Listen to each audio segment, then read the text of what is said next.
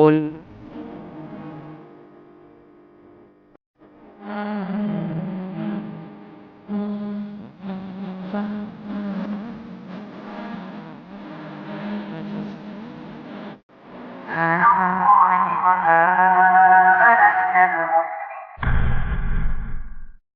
Bismillahirrahmanirrahim. Assalamualaikum warahmatullahi wabarakatuh. Alhamdulillah wassalatu wassalamu ala Rasulillah wa ala alihi wa sahbihi wasallam. Baik ibu-ibu, pagi ini seperti terlihat tegang sekali. Saya aja tadi baru masuk, baru saya buat soal kok. Ibu tegang-tegang aja, saya dari rumah gak mikir ujian. Ya. Kan sudah saya bilang cuma buka buku, buka buletin, kayak tanya Google, kayak tanya apa silahkan gitu. Penting ibu tahu aja gitu ya. Ujiannya ibu-ibu paling santai pokoknya. Mau tanya teman kanan kiri kayak bingung lagi temannya, tanya Google kayak. Mau searching di rumaiso.com juga ada itu fasilitas searchingnya. Gampang. Sudah? 10 soal saja. 10 aja, nanti 20 ibu pada pingsan nanti. Sudah? Sekarang tulis nomornya dulu sudah, 1 sampai 10 aja. Oh sudah ada itu ya. Nah saya kurangi jadi 10, diskon. Siap? Nah baca doa dulu, doa memohon kemudahan.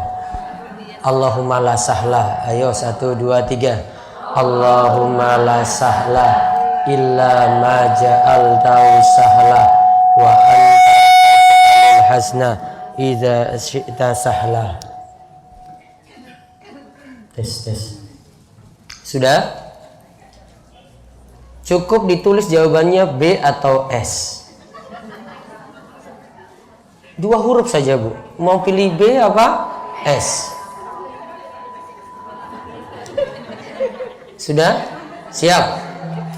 Nomor 1. Jadi lihat pernyataan ini benar atau salah. Sudah belajar belum, Bu, tadi malam? Mikir apa ibu-ibu ini? Kalau sudah saya tulis di flyer itu, sudah ada ujian gitu. Ya, terserah, pasrah aja pada Allah, tawakal aja, Bu. 1. Iya, belum tak baca. Mulai aja belum? Sudah suruh pelan. Sudah? Nomor 1. Mengusap telinga termasuk rukun wudhu. Benar atau salah? Mengusap telinga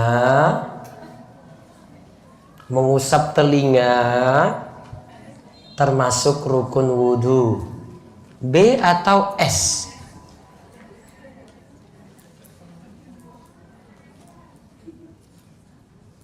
Sampun? Ya. Terus nomor 2. Tadi tentang wudhu ya.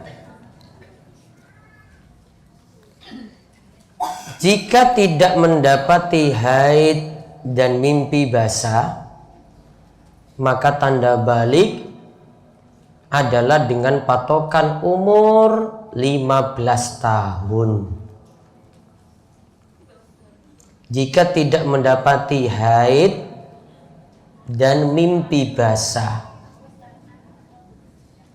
maka tanda balik adalah dengan patokan umur 15 tahun. B atau S?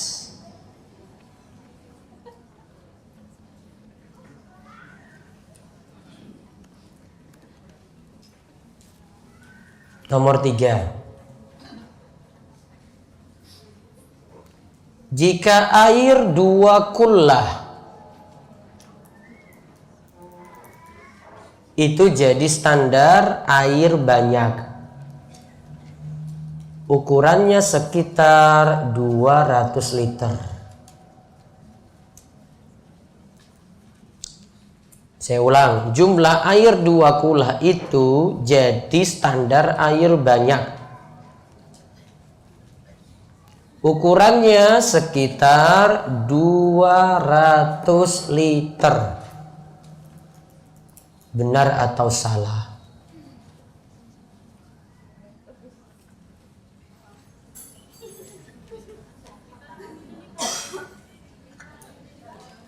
Mililiter gursmene lho Bu, ya Allah mililiter. Liter. 200 ml sak botol itu loh. Liter. Nah.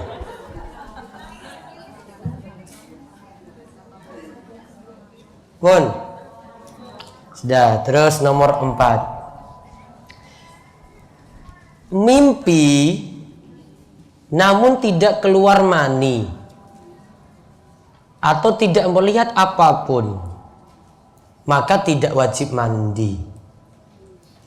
Mimpi, dia mimpi nih malam-malam ya. Namun ketika bangun tidak keluar mani dan tidak lihat apapun, maka tidak wajib mandi.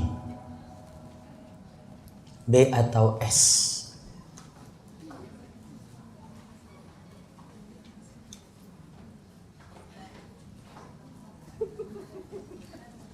Mau mimpi basah bangun aja nggak basah.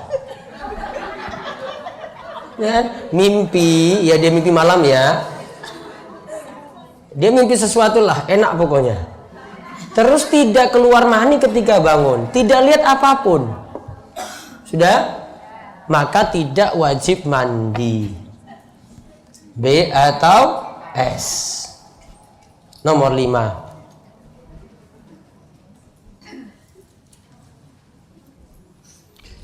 Sudah mandi wajib. Setelah mandi keluar lagi mani, maka tidak wajib mengulangi mandi, cukup berwudu saja.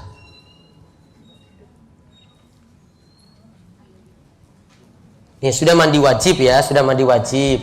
Terus setelah mandi keluar mani, maka tidak wajib mengulangi mandi. Ini pernyataan, ini bukan tanya. Maka tidak wajib mengulangi mandi, cukup berwudu saja. Kalau bengong berarti nggak tahu.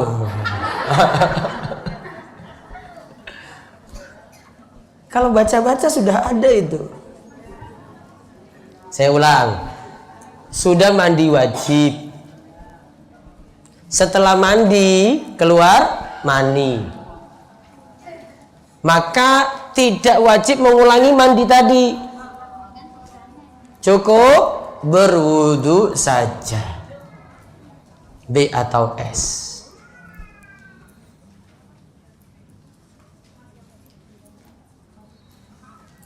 Sudah. Nomor 6. Madhi. Ingat ya kata kalimat saya, madhi. Jika keluar diperintahkan mandi besar,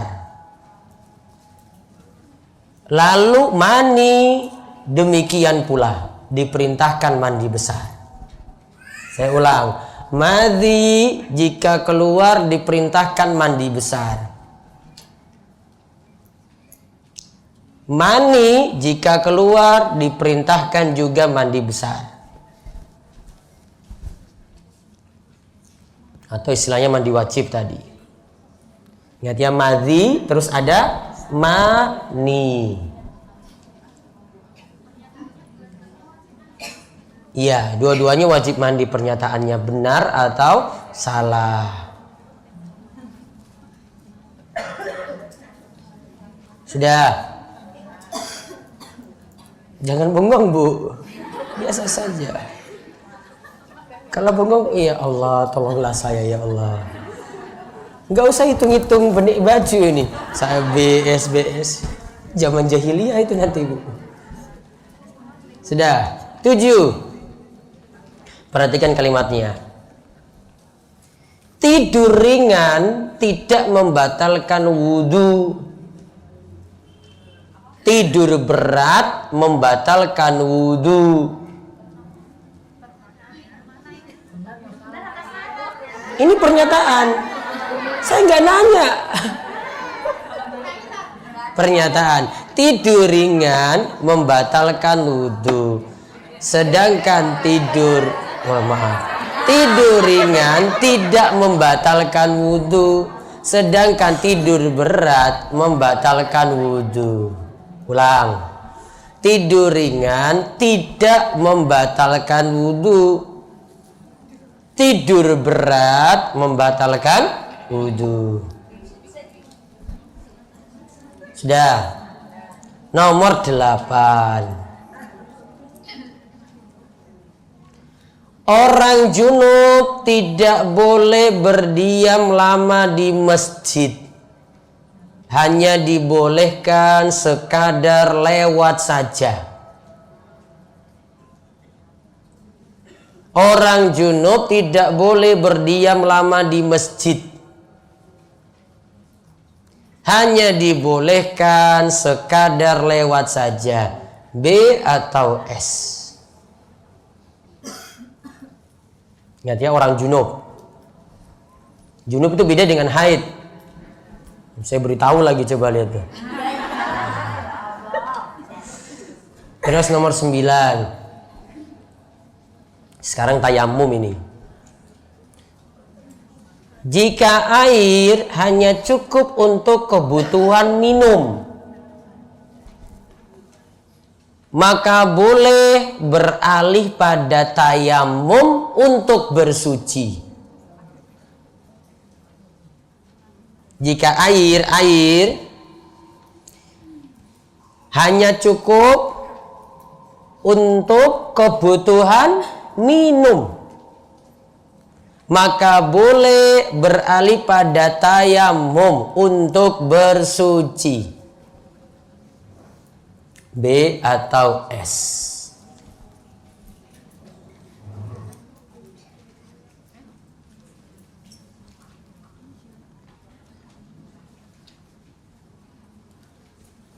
Nomor 10.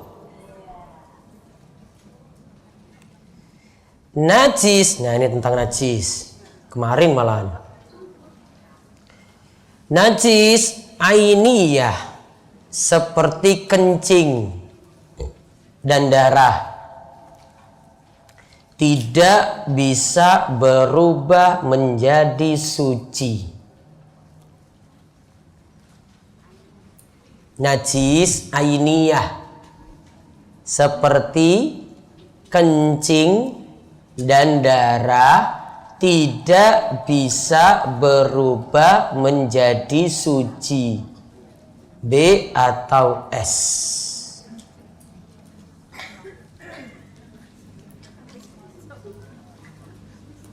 Sudah? Nggak perlu saya ulang soal kan? Nah, sekarang langsung dengan kanan kiri ditukar. Jujur ya, jangan bilang temannya nanti perbaiki ya. Nah, apa adanya aja, Bu.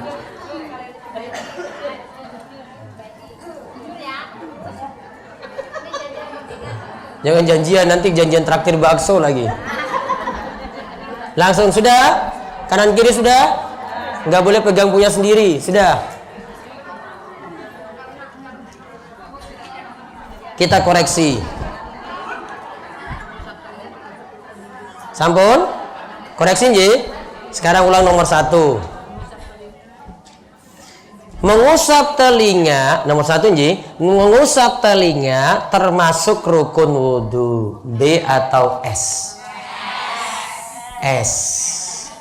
Yang masuk rukun kepala. Telinga nggak masuk rukun. Misalnya ibu cuma mengusap kepala saja sudah sah, telinga sunnah.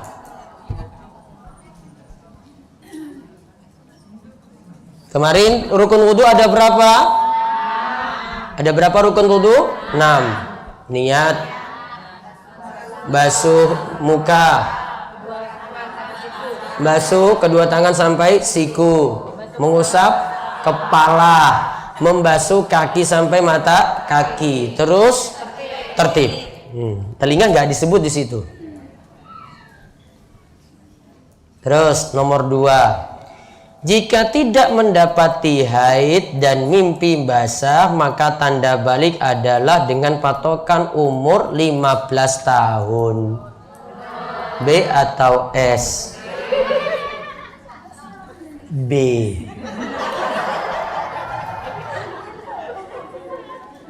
Iya kan? Tanda balik 3, haid, mimpi basah. Kalau 2 ini nggak dapat apa? Umur 15 tahun.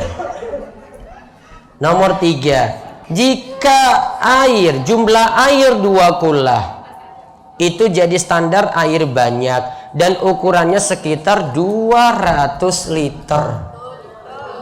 Betul nggak? Bak airnya ukuran 1 kali 1 meter kali 1 meter, tinggi 20 cm, diisi air itu jadi 200 liter. Ini ukuran air 2 kullah. Ini jadi standar banyak. Jika najis masuk ke air 2 kullah 200 liter tadi, sulit air tadi terpengaruh najis. Sulit air tadi terpengaruh najis. Kalau sudah 200 liter, namun kalau kurang dari itu, najis masuk, ya, bisa terpengaruh dengan mudah. Itu sudah kita bahas. Nomor 4, mimpi. Sebentar. B atau S? B. Terus nomor 4, mimpi namun tidak keluar mani atau tidak melihat apapun, maka tidak wajib mandi. B atau S? B.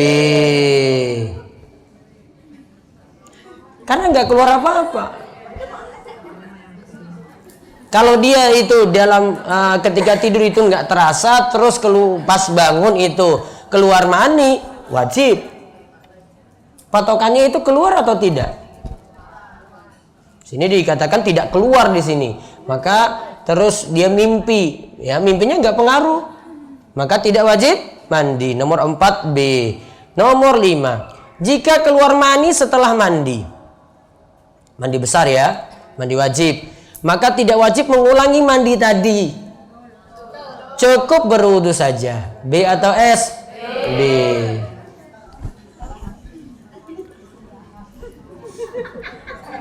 Terus nomor 6, mani jika keluar diperintahkan mandi besar.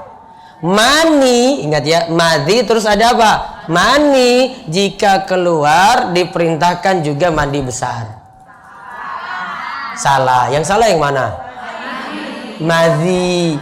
Kalau mani jelas, kalau madi cukup wudu.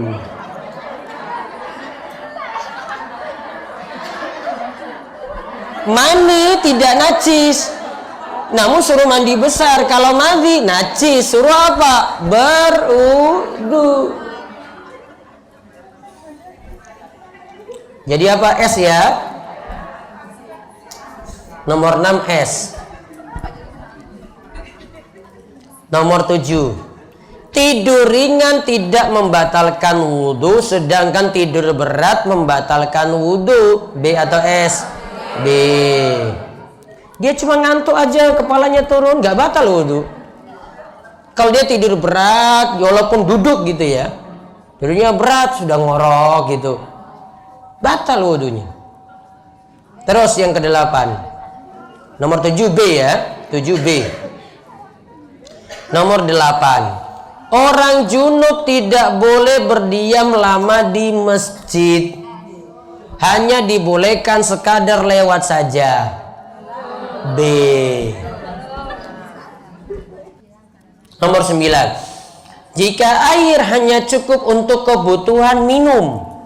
Nah, ini ayat cuma untuk minum. Kalau pakai bersuci dia nggak bisa minum, maka boleh beralih pada tayamum untuk bersuci. B atau S? B. Nomor 10, najis ainiyah. Ini berarti nampak langsung. Seperti kencing dan darah. Tidak bisa berubah menjadi suci. Ibu ngapain darah atau kencing gak bisa diapa-apain, Bu? Ya gitu-gitu aja. Paling jatuhnya cuma menguap. Namun kalau ada wujudnya kencing, ya gak bisa berubah untuk apapun itu. Kayak gitu saja. Berarti B.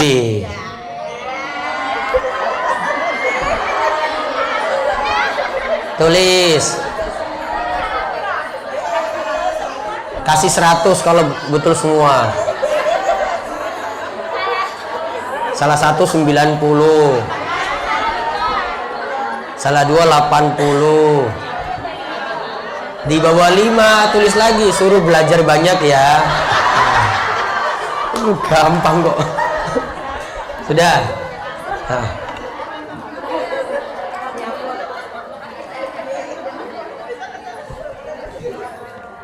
Yang 100 coba ngacung.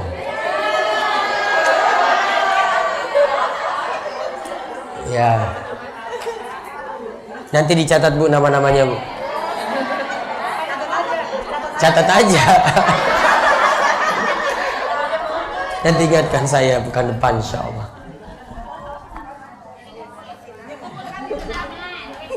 Enggak, nanti di panitia terus tulis nama yang dapat 100. Nanti aja habis kajian. Hah? Tadi aja coba yang ngacung aja, tadi sudah berapa ya? Enggak apa-apa, dikasih snack aja cukup kok. Nah, sekarang buka buku zikir pagi petangnya.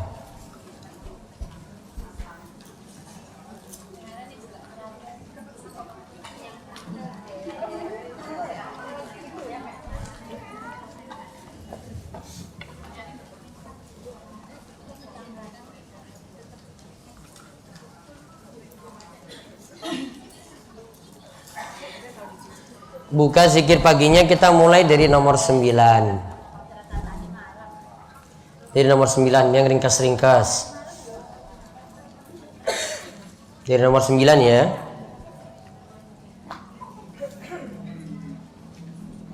Ayo saya tuntun, diikuti. Bismillahilladzi la yadurru ma'asmihi syai'un fil ardi wala fis sama' wa huwas sami'ul alim. Bismillahilladzi la yadurru ma'asmihi syai'un fil ardi wala fis sama' wa huwas sami'ul alim. Bismillahilladzi la yadurru ma'asmihi syai'un fil ardi wala fis sama' wa huwas sami'ul alim. Terus yang nomor 10, raditu billahi rabba wa bil islami dina wa bi muhammadin sallallahu alaihi wasallama nabiyya. Raditu billahi rabba wa bil islami dina wa bi muhammadin sallallahu alaihi wasallama nabiyya. Raditu billahi rabba wa bil islami dina wa bi muhammadin sallallahu alaihi wasallama nabiyya. Nomor 11, ya hayyu ya qayyum bi rahmatika astaghits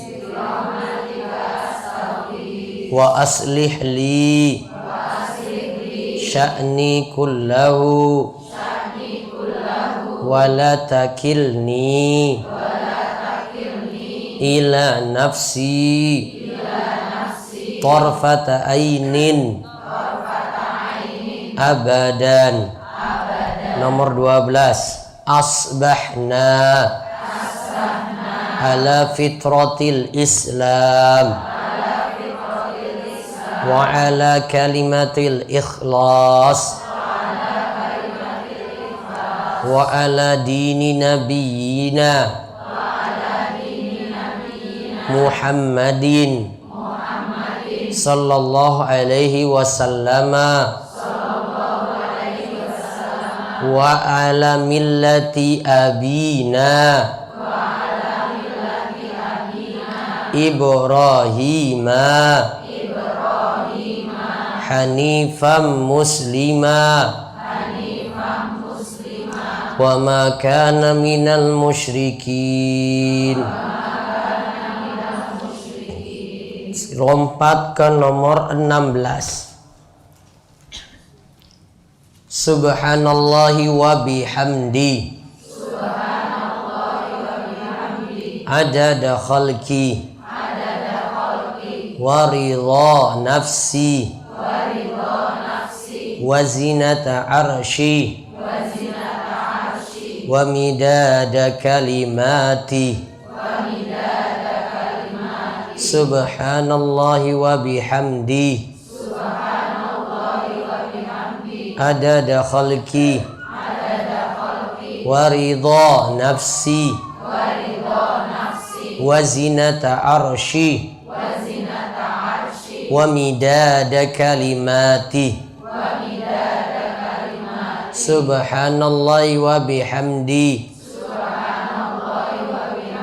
adada khalqi wa ridha nafsi wa zinata arshi wa midada kalimati.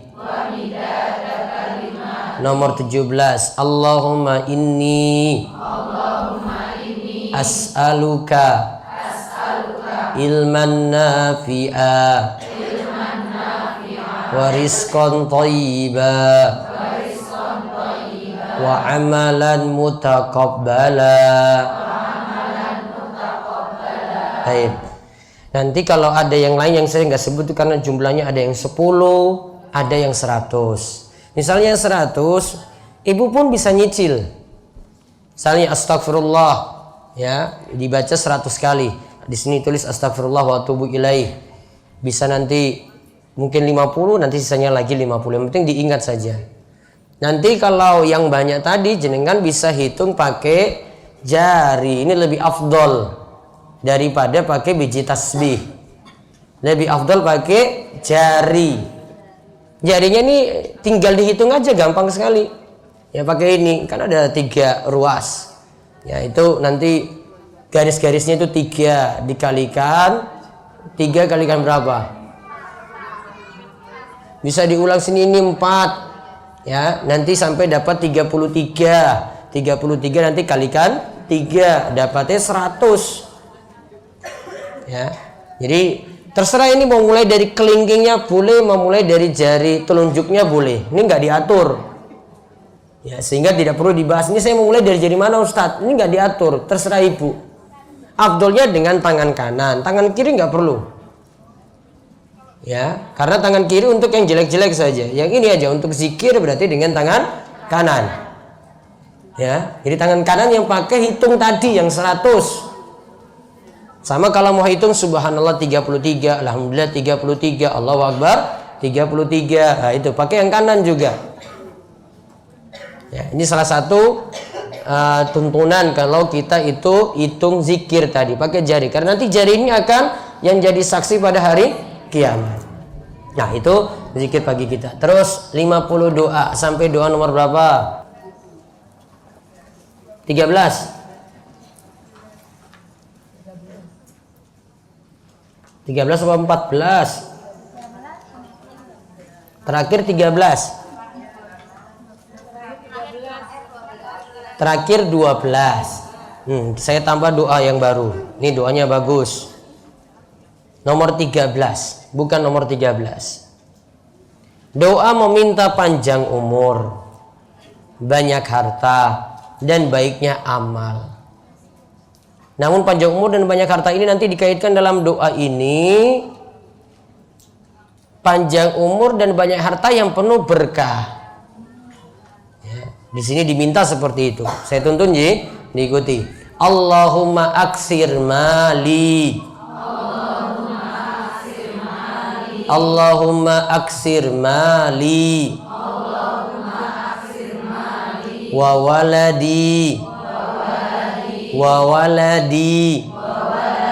Wa barik li. Fima a'taitani. Fima a'taitani. Wa atil hayati. Wa atil hayati. Ala ta'atik. Ala ta'atik. Wa ahsin amali. Waghfir li. Allahumma aksir mali. Wa waladi. Wa barik li. Fima a'taitani. Wa atil hayati. Ala ta'atik. Wa ahsin amali. Waghfir li. Ayo diulang serengan. Allahumma aktsir mali wa waladi wa barik li fima a'taitani wa atil hayati ala ta'atik wa ahsin amali waghfirli. Lihat artinya di halaman berikutnya. Ya Allah, perbanyaklah hartaku dan anakku serta berkahilah karunia yang Engkau berikan kepadaku. Panjangkanlah umurku dalam ketaatan kepadamu. Perbaguslah amalku dan ampunilah dosa-dosaku. Itu disusun dari beberapa hadis ya, maka kalimatnya jadi kayak tadi si Said bin Mu'adh al-Qahtani rangkai seperti itu dari kumpulan beberapa hadis. Cukup nomor 13. Sekarang kembali ke Safinatun Najah.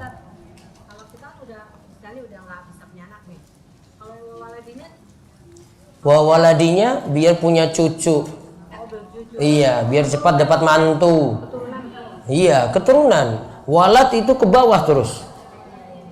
Waladnya anak cucu ke bawah dapat berkah. Kalau anaknya belum nikah, mudah-mudahan segera nikah dengan doa itu. Kalau ibunya belum nikah, wallahu a'lam.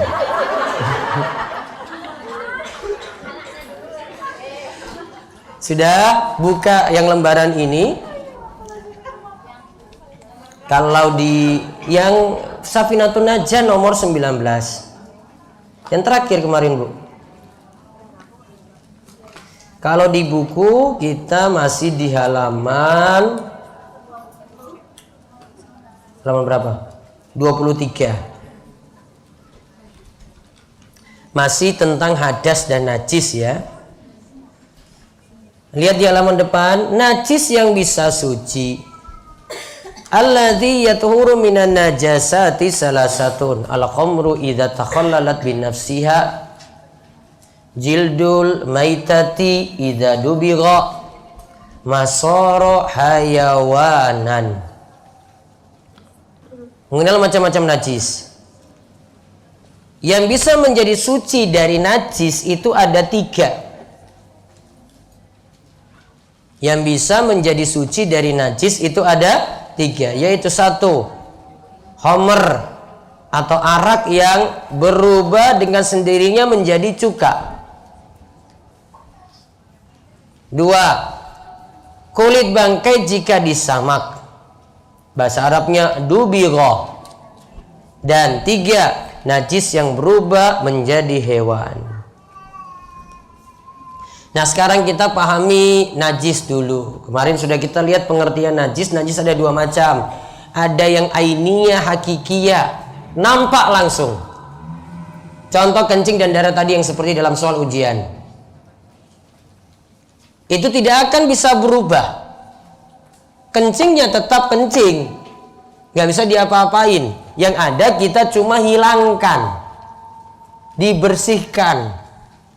Kalau ada di baju misalnya dicuci, berarti dipindahkan saja, kencingnya lepas dari situ, sehingga bau, rasa atau warnanya itu hilang. Terus yang kedua, najis hukumiyah atau maknawiyah, namanya hadas. Hadas ini baru nanti bisa hilang dengan wudhu atau dengan mandi. Kemarin kita bahas kencing dan kotoran manusia, terus kencing hewan dan kotorannya. Kita lihat sekarang macam-macam najis. Nomor 1 sudah ya? Sudah kemarin saya singgung ya? Saya ulang. Kencing itu najis. Di antara dalilnya adalah hadis Arab Badui yang kencing di masjid lalu diperintahkan kencing tersebut disiram dengan air. Kencing tadi disuruh disiram dengan apa? Air. Terus lihat lagi di bawahnya setelah hadis tadi, kotoran manusia juga najis karena lebih jijik dibandingkan kencing. Terus dalam mazhab Syafi'i berlaku pula untuk kencing dan kotoran hewan, dihukumi najis. Baik untuk hewan yang halal dimakan dan yang haram dimakan. Ingat ya, dalam mazhab Syafi'i kotoran hewan apapun itu najis. Ini dalam pendapat yang kita bahas. Namun saya bercatatan di bawahnya. Sedangkan pendapat lainnya menyatakan kotoran hewan yang halal dimakan tidak najis. Berdasarkan hadis berikut ini, lihat. Nabi SAW ditanya mengenai hukum sholat di kandang kambing. Kambing halal dimakan atau haram dimakan? Halal dimakan. Nah, di situ Nabi katakan untuk sholat di kandang kambing, berarti di kandang kambing ada kotorannya. Nabi katakan, "Shallu fiha fa innaha barakatun." Sholatlah di kandang tadi, di dalamnya itu penuh akan mendatangkan keberkahan atau ketenangan. Berkah yang dimaksud maksudnya tenang. Satu teks dengan hadis ini, Nabi ditanya sholat di kandang unta. Nabi katakan di kandang unta itu syaitan. Karena unta itu banyak buat was-was. Nah, salah satu kesimpulan dari hadis ini, karena dibolehkan sholat di kandang kambing, padahal situ tidak lepas dari kotorannya, berarti kotorannya tidak najis. Berarti kita simpulkan, kotoran hewan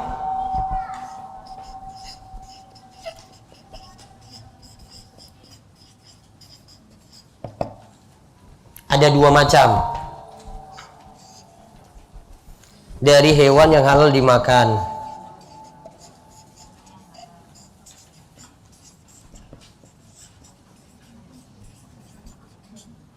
Kotorannya hukumnya suci.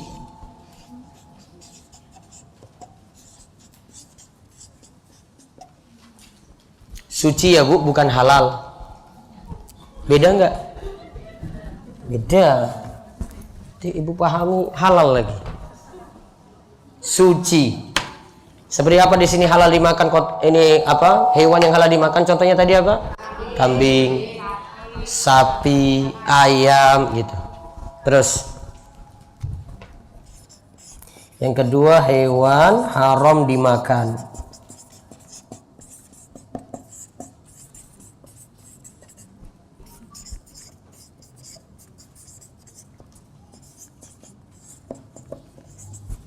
Kotorannya najis. Kotoran anjing, babi, cicak, kotoran yang sulit terhindarkan. Dihilangkan saja. Termasuk ma'afu, dimaafkan. Ya, dimaafkan, cuma disingkirkan saja. Kucing, najis enggak? Kotoran kucing, najis. Kucing haram dimakan. Berarti satu pembahasan ini nanti terkait dengan masalah kurban. Kurban itu ada sapi, ada kambing, ya kan? Maka kalau ada kotorannya, ketika ada di halaman masjid sekalipun tidak masalah. Dan kotorannya ini mau diolah menjadi pupuk, masalah atau tidak? Tidak masalah juga. Ya, kotorannya mau diubah jadi pupuk, ya, untuk dipakai untuk tanaman, ya tidak ada masalah. Tadi untuk sapi atau kambing. Kambing berapa patungan, Bu? Kambing untuk kurban. Kalau sapi? Hah? Sapi untuk 7. Boleh nggak kambing itu untuk satu majelis taklim? Dia niatkan untuk kurban kambing tadi. Boleh atau tidak? Hah? Ini urunan 20 orang misalnya, satu kelompok. Terus sudahlah, Bu, kamu yang maju aja, namamu aja nggak apa-apa, nanti kita bantu 20 ini. Bukan kurban, itu cuma makan daging kambing. Halal nggak? Halal, boleh dimakan. Namun statusnya kurban nggak? Tidak kurban, cuma makan daging kambing, beda.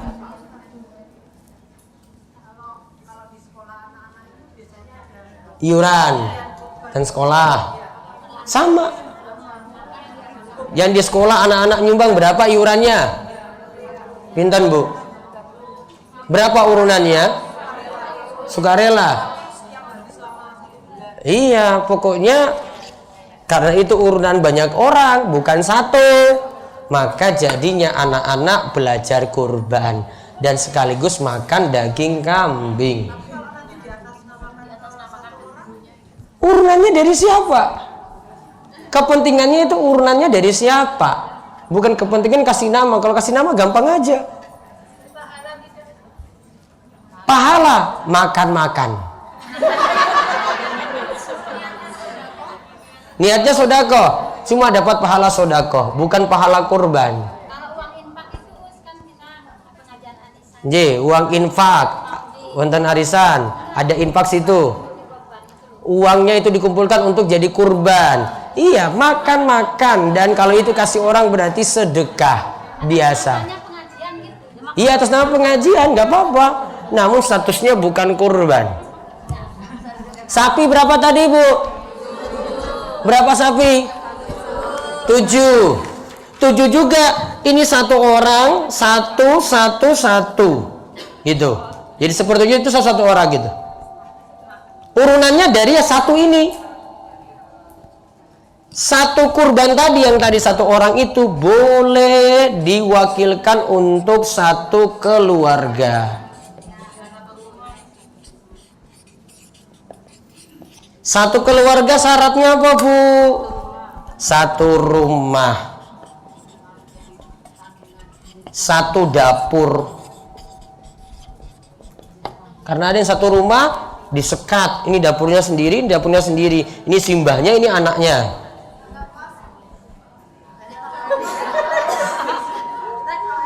Satu rumah, satu dapur, ditanggung nafkah. Satu rumah tadi ditanggung nafkah. Berarti kalau misalnya suami nanti yang kurban, Bapak M misalnya, maka dia namakan nanti kurban ini Bapak M sekeluarga. Berarti nanti satu rumah yang ditanggung nafkahnya tadi dapat pahala kurban.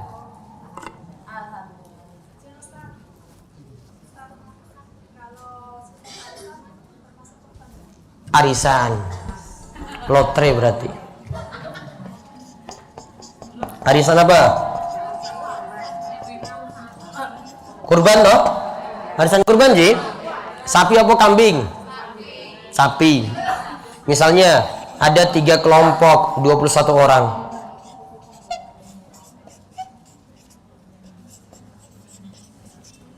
Tiga tahun sekarang dikocok untuk 7 orang keluar,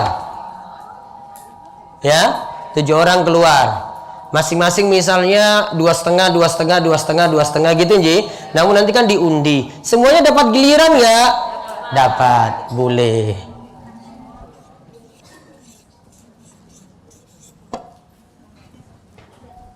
Semuanya dapat giliran. Tapi hitungannya terutang. Ya utang, tetap utang ya, warisannya utang ya Bu. Hah? Utang untuk kurban boleh atau tidak? Masih boleh.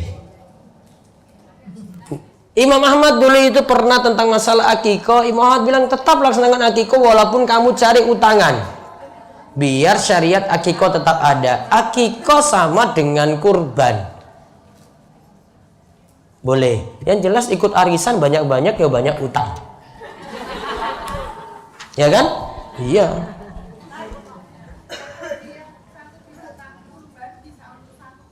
Niatan, Ji. Tapi biayanya dari suami misalnya, cuma dari suami.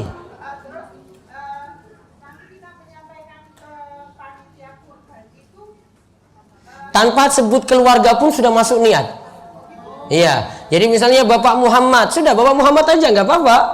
Itu nggak perlu disebut ketika disembelih, sudah masuk dalam pahala.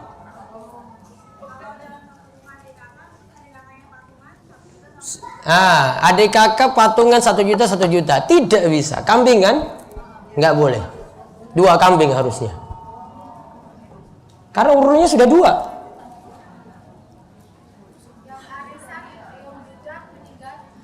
Arisan belum, sudah dapat arisan belum bisa diwariskan ke anak-anaknya di bawah, bisa ya. Kurban atas nama orang yang telah meninggal dunia, kalau dalam pendapat mazhab Hambali masih boleh. Statusnya adalah sodakotun jariyatun, sodako jariyah. Pahalanya nyampe pada yang meninggal. Jadi diniatkan misalnya ini almarhum siapa gitu ya, pahalanya nanti nyampe pada yang meninggal. Jadi kan misalnya mampu 2, 1 atas namakan diri jenengan, terus 1-nya nama orang tua, boleh. Orang tua sudah meninggal, pahalanya nyampe sama orang tua. Ya. Gimana itu? Satu rumah enggak? Enggak bisa. Tadi syaratnya ya, 1 rumah, 1 dapur ditanggung nafkah. Iya.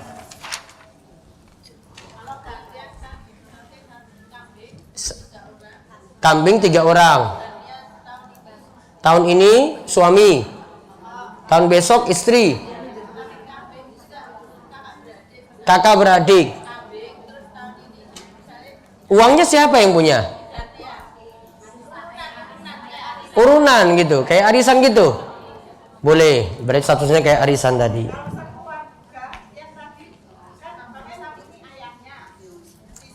Suami, tahun besok istri. Uangnya dari siapa?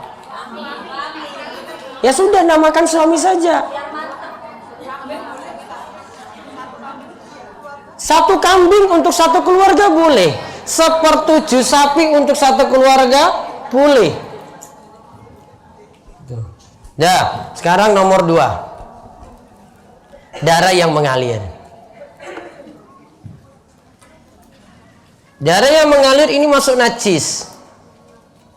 Dalilnya diantaranya adalah kulla ajidu fima uhiya ilayya muharraman ala ta'imin yat'amu illa ayyakuna maitatan aw daman masfuhan aw lahma khinzir fa innahu rijsun.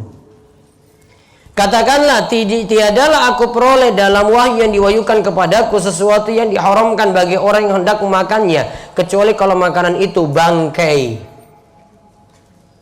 atau darah yang mengalir, atau daging babi, karena semuanya itu rijsun, kotor. Imam Ibnu Jarir At-Tabari menyatakan bahwa yang dimaksudkan rijsun di sini adalah najis dan kotor. Apa sih yang disebutkan dalam ayat? Ada apa? Bangkai, terus darah yang mengalir, terus daging babi. Ini semuanya najis. Bangkai nanti kita bahas, darah yang mengalir yang kita bahas saat ini, daging babi juga sudah dihukumi najis.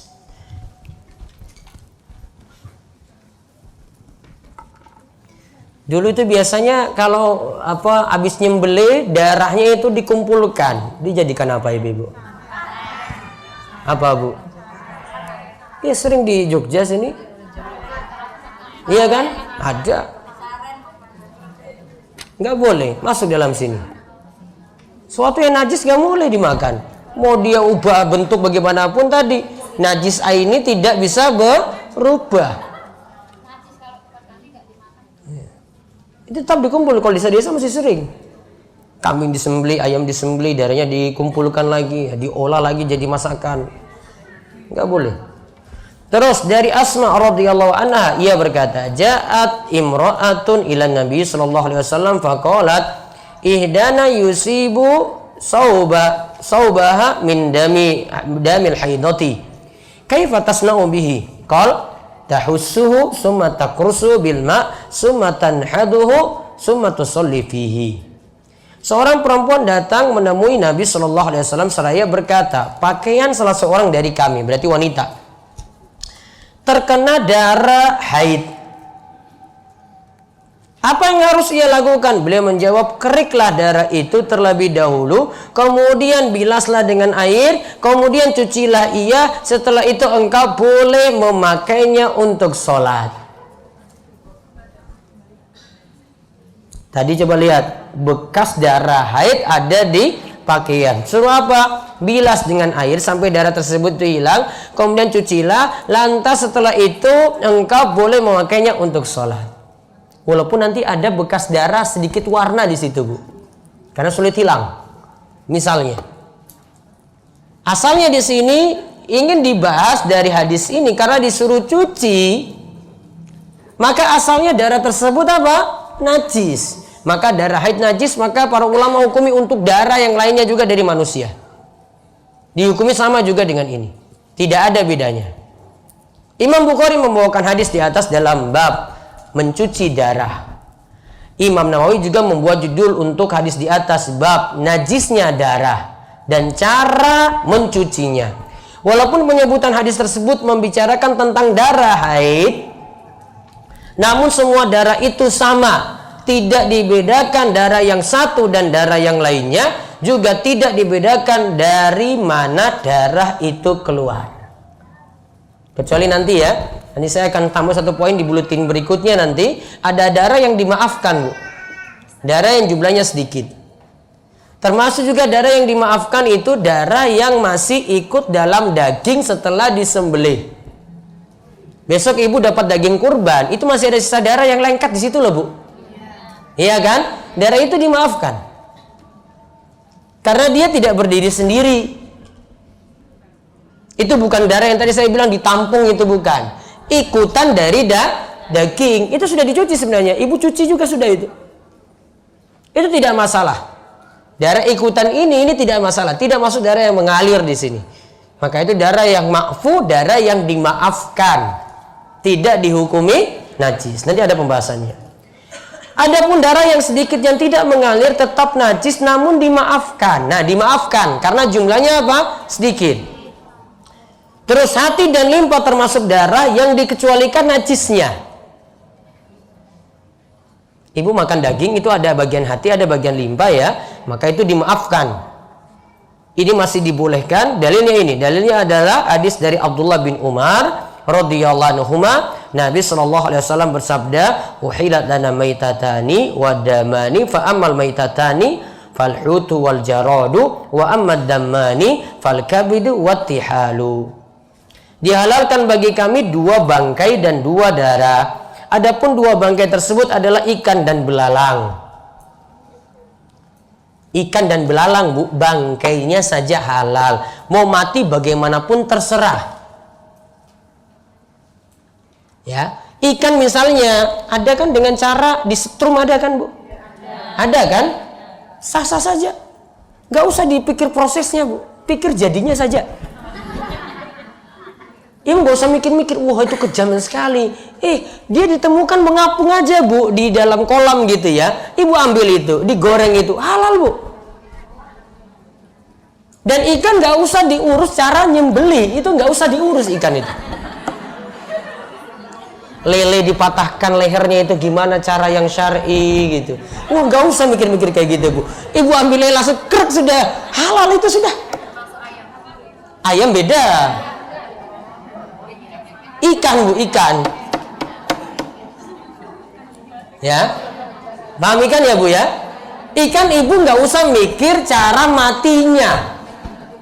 Matinya dengan cara apapun gimana hukumnya? Halal. Jadi ada yang tanya, Ustadz iklannya disetrum gimana? Mau disetrum kayak, mau dipatahin lehernya kayak. Ya. Mau diapain lagi, Bu? Ibu langsung ini ambil hidup-hidup misalnya, langsung digoreng misalnya. Wah, itu biasa-biasa saja. Itu nggak masalah, Bu. Untuk ikan itu nggak ada masalah.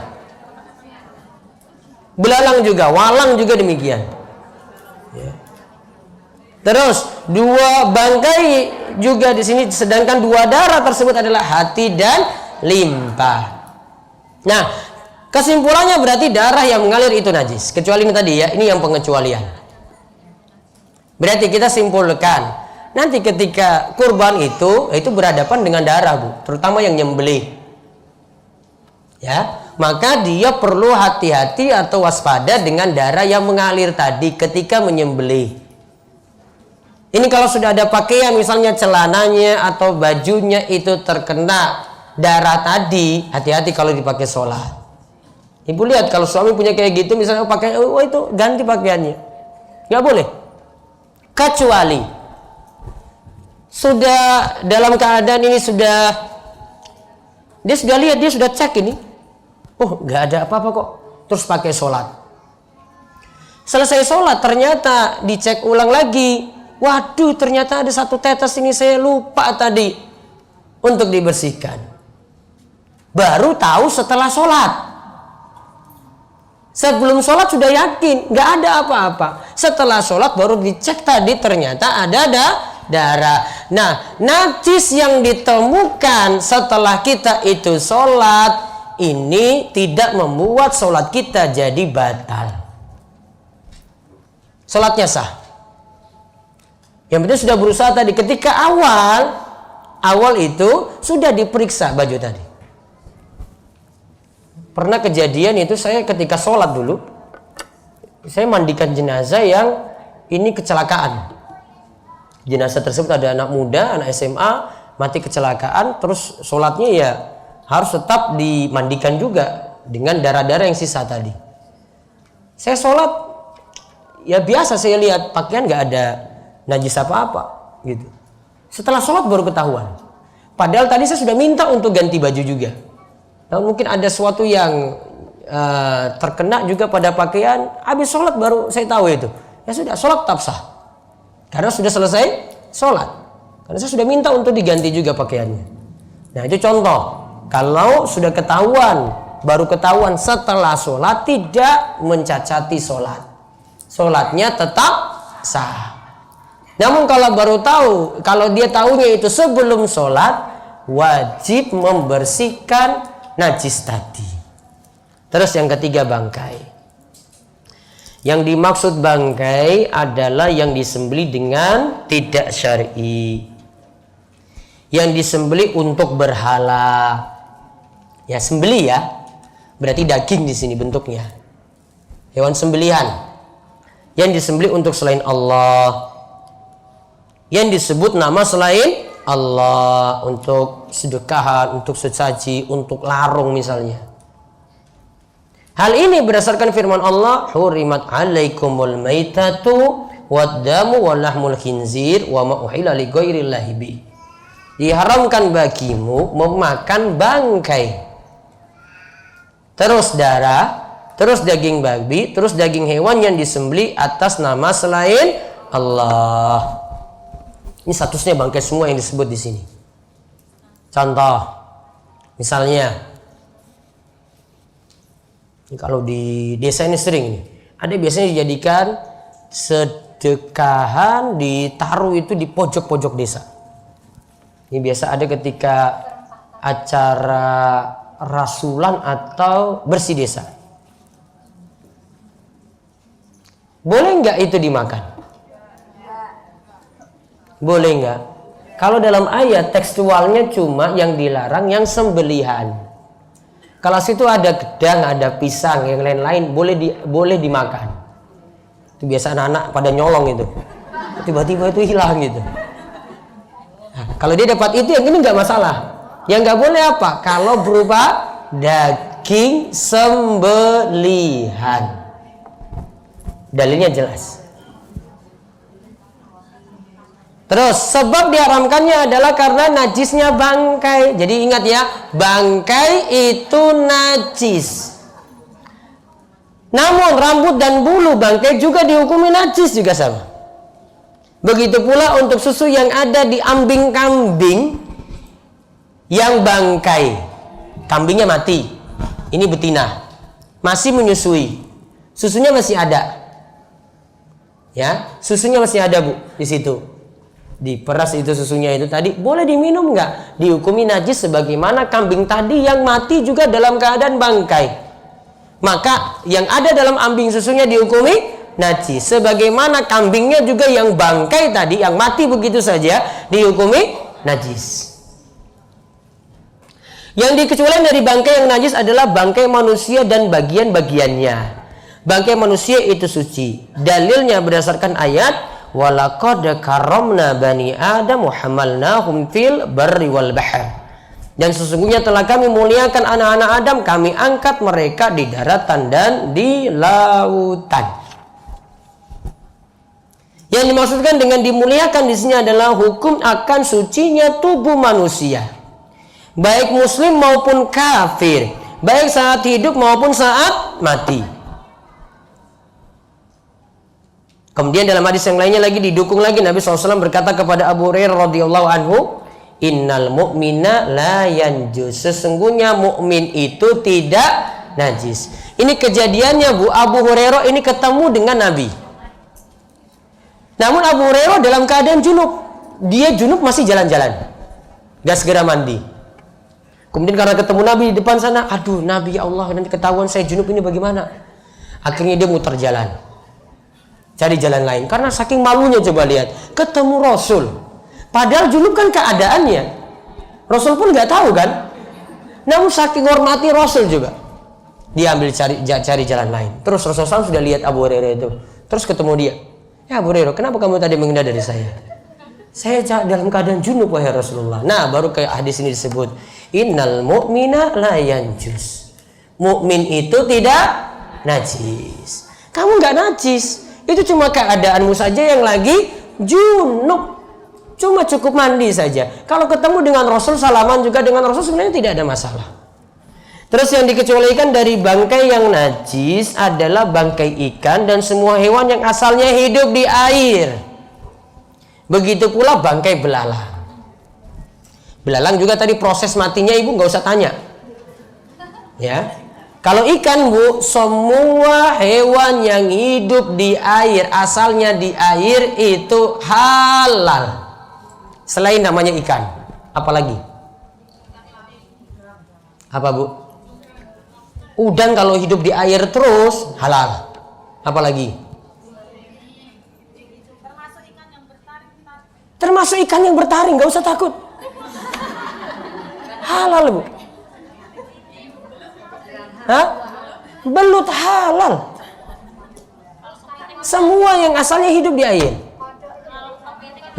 Kalau kodok beda lagi. Kodok kata ini hewan yang Nabi sebut dalam hadis tersendiri haram. Anjing laut seandainya ibu dapat itu halal. Asalnya hidup di air. Kepiting, 2 alam sekarang. Ini berbeda, Bu. Itu 2 alam kan? Nah, hewan 2 alam yang haram itu cuma 1 saja tadi, kodok tadi. Yang lainnya boleh. Tambah 1 lagi menurut sebagian ulama, buaya. Mayoritas ulama mengatakan buaya itu haram untuk dimakan. Terus lanjut lagi. Begitu pula yang tidak termasuk bangkai najis adalah bangkai hewan yang darahnya tidak mengalir. Ingat ya, bangkai hewan yang darahnya tidak mengalir. Contoh, lalat. Lalat ini jatuh ke minuman, tidak membuat minuman itu jadi najis. Karena Nabi SAW sebutkan untuk lalat, kalau lalat jatuh di minuman salah seorang di antara kalian, celupkan lalat tadi. Angkat itu lalat, ya. Terserah ini mau lanjut minum atau tidak. Saya nggak bahas ibu mau minum atau enggak ini. Saya lagi bahas lalat tadi dicelupkan, terus disuruh angkat. Di bagian satu sayapnya itu ada racun, di bagian yang lain itu ada penawarnya kata Nabi. Imani saja. Tanda disuruh celup, lalat tadi tidak najis. Ngapain Nabi SAW suruh main-main dengan najis, celupkan terus angkat lagi coba? Berarti enggak najis. Contoh lagi nyamuk. Nyamuk mati di tangan, Bu. Enggak najis. Terus kutu dan kumbang yang mati. Itu kutu apa? Kutu rambut iwana ya itu ya. Ada.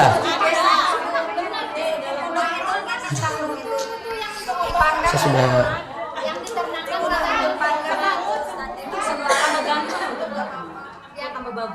Tambah bagus. Ih.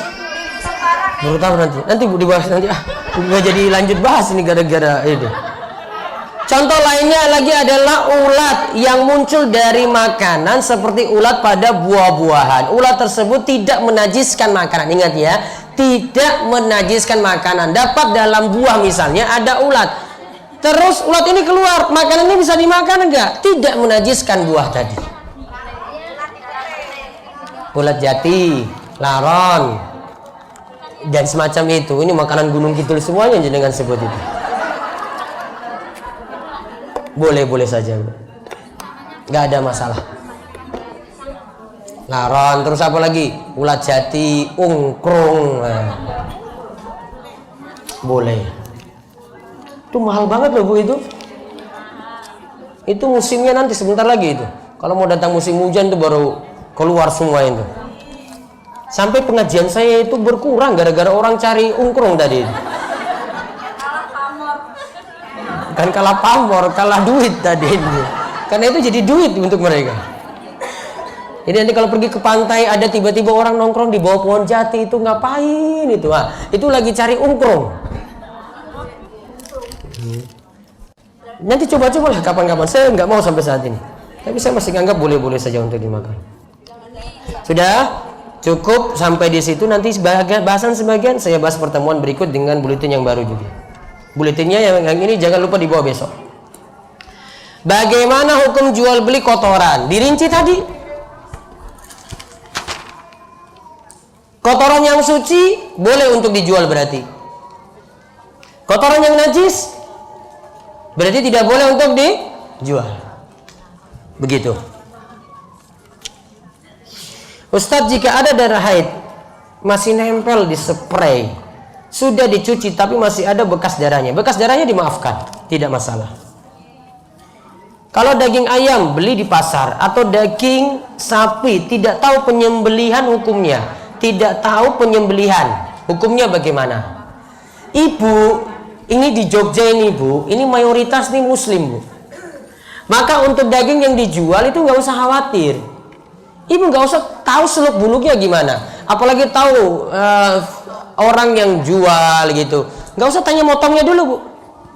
Orang yang jual saja, patokannya orang yang jual. Oh, ini ibu yang jual ini jilbaban misalnya. Oh, bapak yang jual ini saya tahu kok dia itu biasanya ke masjid. Asalnya dagingnya yang dijual halal.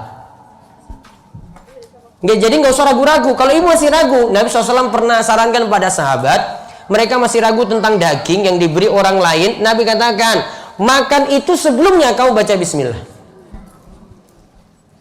Itu daging asalnya di sini loh, Bu. Maka ketika ibu makan daging apapun, sudah masuk apalagi dalam warung, nggak usah tanya-tanya macam-macam, makan aja. Ibu nggak usah tanya ini, Mbak, coba tanya sama majikannya itu beli di mana biar saya tahu. Waduh, ibu terlalu merepotkan diri dalam hal ini. Kayak nggak ada kerjaan lain aja loh, Bu. Itu sampai ada orang punya prinsip kayak gini, sampai dia nggak jadi makan coba. Saya bilang, aduh Bu, terlalu repot ngurus kayak begitu. Jadi nggak usah ditanya, datang gitu ke warung mana terus makan aja. Kecuali kalau ibu ada di negara atau di daerah yang di situ ya mayoritas bukan muslim, bukan ahli kitab. Contoh di mana? Di Indonesia ada.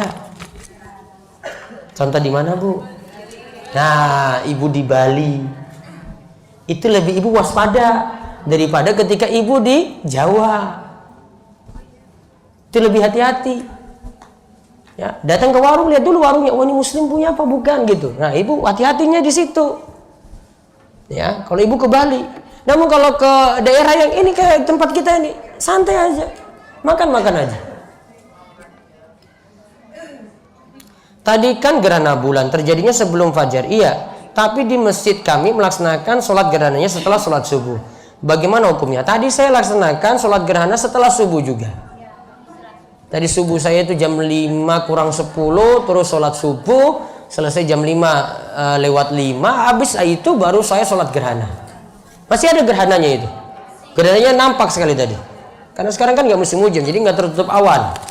Ya, jadi boleh sholat gerhana, karena sholat gerhana itu sholat yang punya sebab, boleh dilakukan setelah sholat subuh. Dengan alasan karena punya sebab. Dalam mazhab Syafi'i masih boleh seperti itu.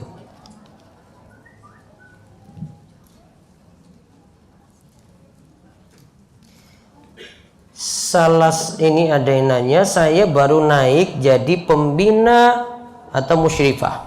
Salah satu pembiasaan di asrama adalah zikir bersama. Bolehkah zikir bersama dengan alasan untuk pembelajaran?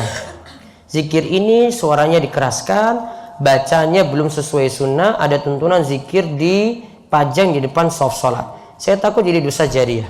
Kalau tujuannya untuk pengajaran boleh. Saya biasanya kalau sholat itu, kalau dengan anak-anak TPA, saya baca zikir keras. Karena ini anak-anak biar hafal semuanya. Jadi habis sholat langsung saya keraskan zikir. Saya tuntun bukan baca bareng-bareng, tuntun nanti mereka ikuti.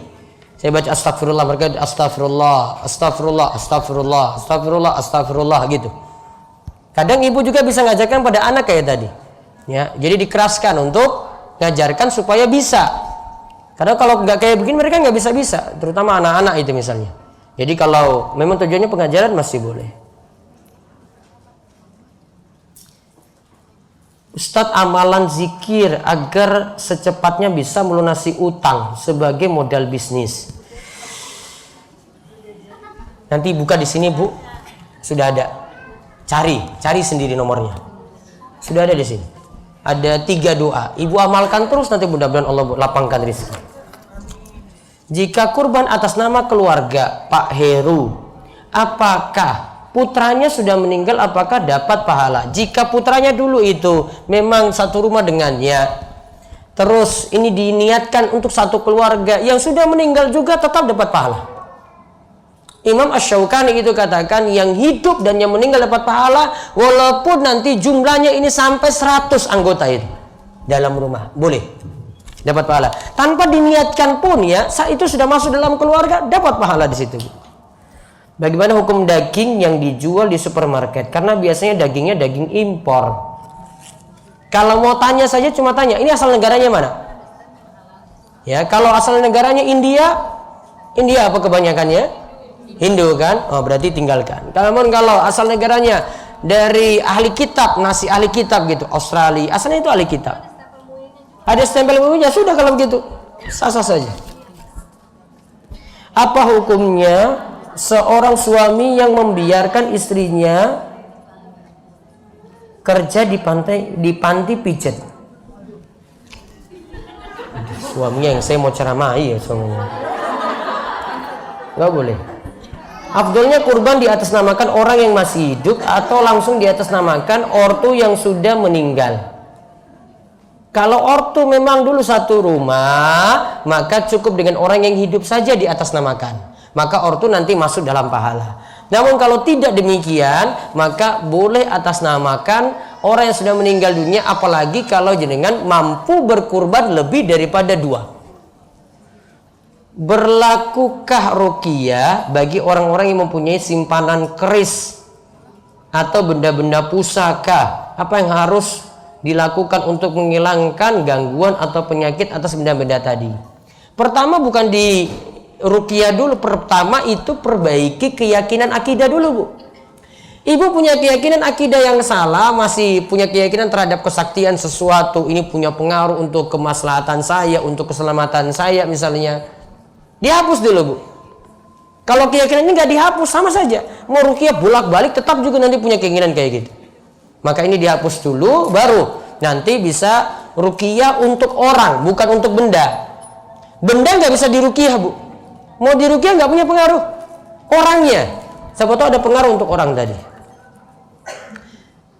Jika memiliki uang pas untuk membayar utang, lebih utang bayar utang atau berkurban dulu? Tergantung. Utangnya jatuh tempo nggak? Kalau utangnya jatuh tempo saat itu juga, terus bertabrakan dengan kurban, maka utang dulu. Namun kalau tidak, maka kurban lebih dahulu. Nanti mudah-mudahan dengan berkurban, rizkinya dilapangkan lagi.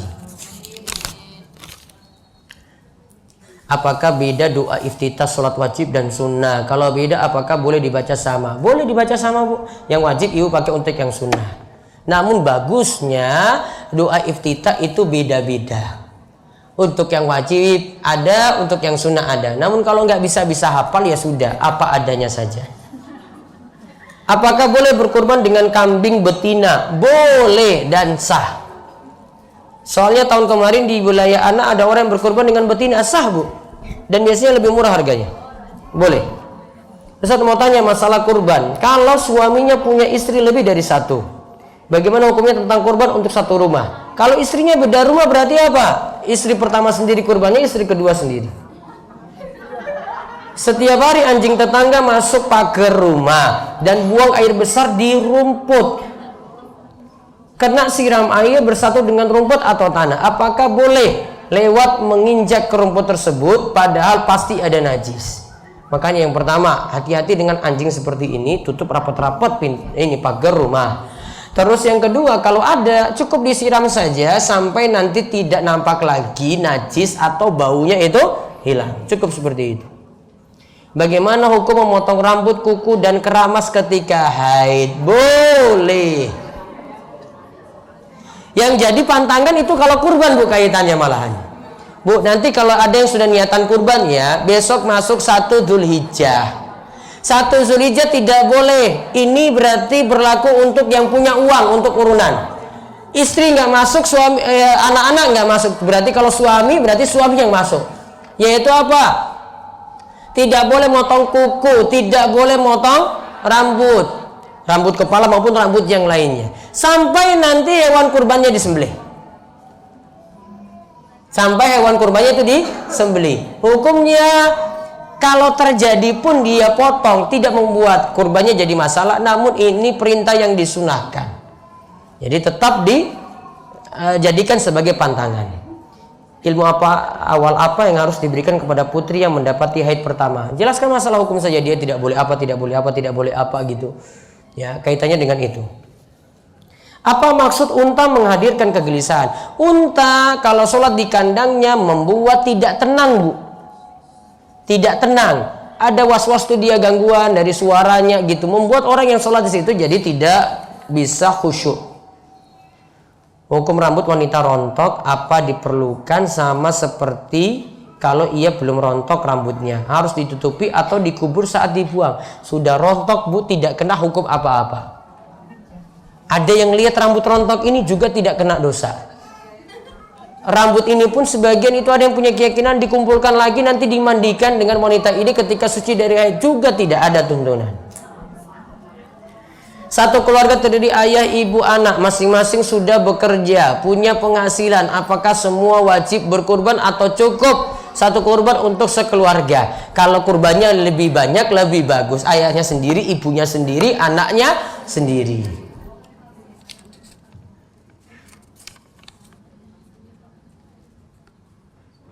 Apakah boleh makan codot untuk kesehatan? Codot tadi kata tadi kan? Apa tadi? Oh, lawa. Itu secara hukum itu ada hadis tersendiri, Bu. Nggak boleh dimakan. Walaupun tujuannya obat nggak boleh. Sama dengan tadi saya sebutkan kata tadi, itu tujuannya obat yang ditanyakan pada Nabi. Nabi katakan nggak boleh kata itu dibunuh. Maka untuk codot atau kelawar ini tidak boleh. Tas yang terbuat dari hewan haram, contoh ular, buaya, biarpun sudah disamak, apakah masih dihukumi najis? Najis, tidak boleh. Tas atau yang lainnya dari kulit sapi boleh. Hah? Kulit pari, ikan pari, Kulit ikan pari. Jadi apa? Tas. Dompet tas boleh. Jika kita sudah berniat puasa sunnah tapi ketika sholat subuh suami mengajak hubungan, kita harus bagaimana, Ustadz? Manut saja sama suami. Berarti batal. Zikir pagi petang yang ada sholawat Nabi di buku karya Syekh Al-Qotani, bagaimana ya Ustadz? Secara hukum hadisnya dhaif, walaupun ada di buku Syekh Al-Qotani. Makanya saya tidak masukkan dalam buku zikir yang saya susun. Salah satu orang yang berhak menerima zakat adalah orang yang terlilit utang. Jika orang yang terlilit utang itu orang tua kita, orang tua kita tidak boleh dikasih zakat. Orang tua hanya boleh dikasih nafkah. Berarti anak bantu orang tua untuk lunasi utang. Jika pelaku riba rajin ibadah, sedekah, dan hidupnya tidak pernah dapat musibah, istidraj. Istidraj itu dikasih nikmat, ya, dikasih enak terus. Padahal dia lagi bermaksiat pada Allah. Itu. Jadi jangan anggap itu suatu kenikmatan, bukan. Olahan ingkung ayam untuk sedekahan, apakah juga termasuk bangkai? Saya tanya, sedekahannya ini bentuknya apa, Bu? Kalau sedekahannya ini bentuknya ada selamatan sesuatu, ya, ini tidak termasuk. Yang masalah itu kalau untuk sedekahan untuk selain Allah, sesaji langsung pada selain Allah ini, untuk kayu besar, batu besar, untuk larung di laut begitu, untuk penguasa laut, nah itu baru bermasalah. Wallahu a'lam bishawab. Itu yang kita bahas untuk pagi hari ini. Mudah-mudahan manfaat. Insya Allah kita akan ketemu lagi kapan? Ini sudah Rabu ketiga, berarti Rabu pertama lagi, ya kan? Ya. Insya Allah kita ketemu Rabu pertama lagi. Demikian, mudah-mudahan manfaat. Tadi ada pengumuman apa tadi? Kurban ya. Kurbannya itu di daerah Gading, di belakang bandara yang ada di Wonosari. Wonosari itu punya bandara kecil. Nah di belakang itu, Bu, itu daerah kristenisasi. Beberapa dusun di situ itu masih kristenisasinya rawan sekali, ada gereja besar juga di situ. Terutama di Gading 8, 9, 10 setahu saya. Saya biasanya ngisi di Gading 9. Yang ini mau diadakan di Gading 10. Ya, Gading 10. Ya, gambaran daerahnya seperti itu. Jadi kalau Ibu lihat di jalan besar itu tidak kelihatan, dia masuk ke dalam. Kalau dari Jogja ini lewat sebelah kiri di belakang bandara. Nah, itu baru daerah namanya Gading-Gading yang angka-angka besar 8, 9, 10, paling besar itu 10 tadi. Nah itu yang daerah masuk daerah rawan. Jika ada yang mau berkurban bisa di situ, dan nanti saksikan langsung ketika hari tasyrik ketiga. Hari tasyrik ketiga. Misalnya Idul Adha jatuh hari Ahad, berarti nanti Senin, Selasa, Rebu. Ya hari Rebunya itu untuk ya kurban di sana. Nah demikian infonya. Nanti info selanjutnya untuk kurban nanti bisa hubungi panitia. Ada kambing maupun ada sapi. Itu di antara problem di Gunung Kidul. Ada lagi problem yang lainnya, itu dulu itu ada beberapa tempat di Gunung Kidul itu agamanya strip. Tahu strip, Bu? KTP kan jenengan ada agama toh. Dari dulu itu mereka nggak mau isi agama, isinya strip. Itu agama strip namanya. Itu dulu itu aliran kepercayaan sebenarnya, namun nggak mau tulis juga aliran kepercayaan. Ya, itu di daerah kemarin saya ke Giri Subo, terus itu di daerah Rongkop. Ya, di daerah Rongkop ada satu desa atau dusun, ya, itu ada namanya Kembangan atau Melian, ya, itu yang dulu 300 kakak masuk Islam semuanya. Dari sebelumnya itu belum ada nama agamanya, ya, akhirnya ditulis Islam. Nah itu sebelumnya nggak diisi, dari dulu itu dibiarin kayak gitu aja, Bu. 300 kakak dulu. Nah itu ingin dikuatkan lagi karena iman mereka masih lemah karena dakwah yang kurang di situ. Ya, diantara penguatannya dengan kurban ini ada infonya juga, nanti bisa ikut juga yang itu. Kalau ini di daerah Rongkop, kalau tadi itu dimasuk Kecamatan Pelayan di Gading, desanya itu Gading. Nanti infonya bisa tanya ke panitia. Demikian, mudah-mudahan manfaat dan mudah-mudahan Allah terus paringi panjang umur, kesehatan dan keberkahan kita dengan ilmu dan amal, dan mudah-mudahan kita terus diberikan keistiqomahan. Kita tutup dengan doa kafaratul majlis. Subhanakallahumma bihamdika asyhadu an la ilaha illa anta astaghfiruka wa atubu ilaik. Assalamualaikum warahmatullahi wabarakatuh.